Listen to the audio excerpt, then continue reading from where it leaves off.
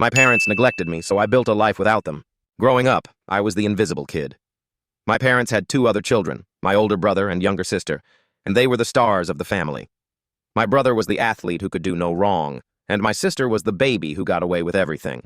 Then there was me, the middle child who was more of an afterthought than anything else. I can't count the number of times they forgot about me. They missed school events, ignored my accomplishments, and always seemed to have an excuse when I needed something. My brother got the best gear for sports, my sister got dance lessons, and I got nothing.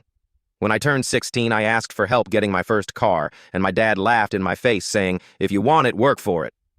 That's when it hit me. I was on my own. I worked part-time through high school, saved every penny, and got a beater of a car. I graduated with decent grades, but when I asked if they could help me with college applications, they didn't even pretend to care. My dad said, "College isn't for everyone," while they were actively saving for my siblings' education. So, I left. I didn't say goodbye, didn't leave a note, just packed up my things, drove away, and never looked back. I crashed on friends' couches for a while, working odd jobs to get by. Eventually, I landed a position at a small startup, and that's where my life began to change. The job wasn't glamorous, but I poured everything into it, working long hours, learning new skills, and networking like crazy. After a few years, I had enough knowledge and confidence to start my own business. It wasn't easy, but I built something I'm proud of. By 25, I was running a successful e-commerce company, living in a nice apartment, and finally feeling like I'd made it. Fast forward to last year. Out of the blue, I got a message from my mom. She said, "We miss you.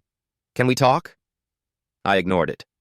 Then came another message, this time from my dad. "Your brother is struggling and we could use some help." I didn't respond, but they didn't stop. Eventually, my sister called me, crying, saying that my parents were in financial trouble. Apparently, my dad lost his job, and my brother's business venture flopped. They were desperate and had heard through the grapevine that I was doing well. They wanted me to bail them out. For years, I dreamed of this moment. I imagined telling them exactly how they made me feel growing up, how they neglected me and treated me like I didn't matter. But when the moment came, I didn't feel angry. I just felt nothing. I told them I wasn't interested in helping. My mom tried to guilt-trip me, saying, "We're still your family." I laughed and said, "You only remember that when you need something." Then I hung up. I haven't spoken to them since. Sometimes I wonder if I should feel bad, but honestly, I don't. I built my life without them, and they can figure out how to fix theirs without me.